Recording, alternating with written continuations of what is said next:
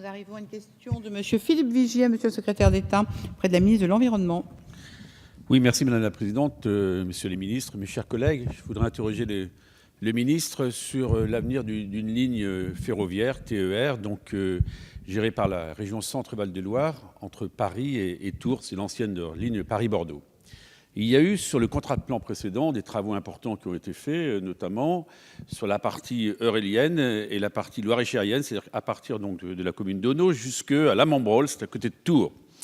Ces travaux, 50 millions d'euros sur 4 années, ont permis d'améliorer la vitesse, les rehaussements de cette vitesse. Pour autant, on n'a toujours pas gagné de temps pour une raison simple, Monsieur le Ministre, c'est qu'il y a une vraie difficulté, c'est d'insertion de ces trains dans le trafic en région Île-de-France et en particulier au milieu des RER.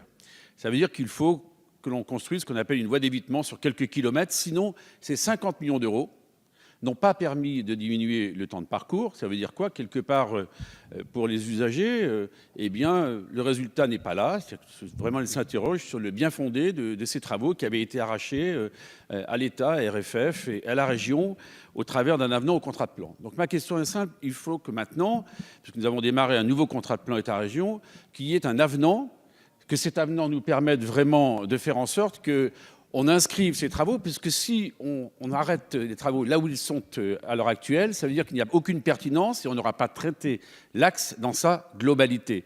Je souhaite insister, Monsieur le Ministre, pour que l'État demande au Conseil régional du Centre-Val de Loire d'ouvrir un avenant dans les prochains mois, de manière à ce qu'on donne une perspective aux habitants de tout le sud de l'Eure-et-Loire, mais pas simplement le sud de l'Eure-et-Loire, du nord de Loire-et-Cher, pour que vraiment il puisse y avoir une meilleure irrigation, une meilleure attractivité économique et bien sûr, je crois que ça va dans le sens du développement durable. Cette ligne, du fait même qu'elle n'a pas progressé, elle a voire même régressé depuis quelques années, fait qu'il y a moins d'usagers, il y a eu des trains qui ont été supprimés.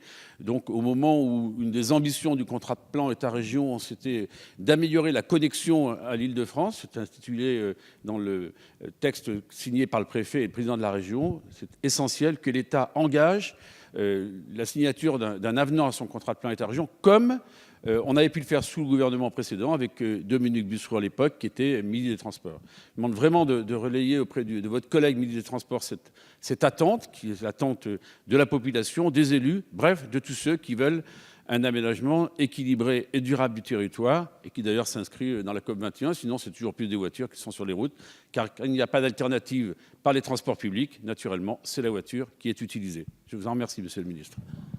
Merci. Monsieur le ministre Fékel, vous avez la parole. Merci Madame la Présidente, Mesdames et Messieurs les députés, Monsieur le Président Vigier. Je veux d'abord vous prier de bien vouloir excuser Monsieur Vidalis, qui participe actuellement à la conférence environnementale et m'a demandé de vous répondre, et je relayerai bien sûr auprès de lui votre message et vos questions. Comme vous l'indiquez, la ligne ferroviaire Paris-Châteaudun-Tours a bénéficié d'importants travaux de régénération entre 2007 et 2014. Au total, c'est près de 55 millions d'euros qui ont été investis pour des travaux de renouvellement du rail, des traverses et du ballast. Ces investissements ont permis d'assurer la pérennité de la ligne à laquelle nous sommes tous très attachés. Vous appelez de vos vœux l'étude, le financement et la réalisation de nouveaux travaux sur cette ligne afin d'améliorer encore la qualité de service des TER Centre-Val de Loire qui l'empruntent. Dans la mesure où ces TER constituent l'essentiel du trafic de cette ligne, cette question doit s'inscrire dans une réflexion à l'initiative de la région Centre-Val de Loire, qui est l'autorité organisatrice des transports ferroviaires régionaux. Par ailleurs, vous faites part de vos inquiétudes relatives aux conditions de transport des voyageurs du service TER. Monsieur Vidalis, l'ensemble du gouvernement partage votre exigence élevée d'un service ferroviaire de qualité. C'est pour le quotidien des Français une préoccupation majeure. Cette desserte est exploitée par SNCF Mobilité dans le cadre de la convention TER qui la lie avec la région Centre-Val de Loire.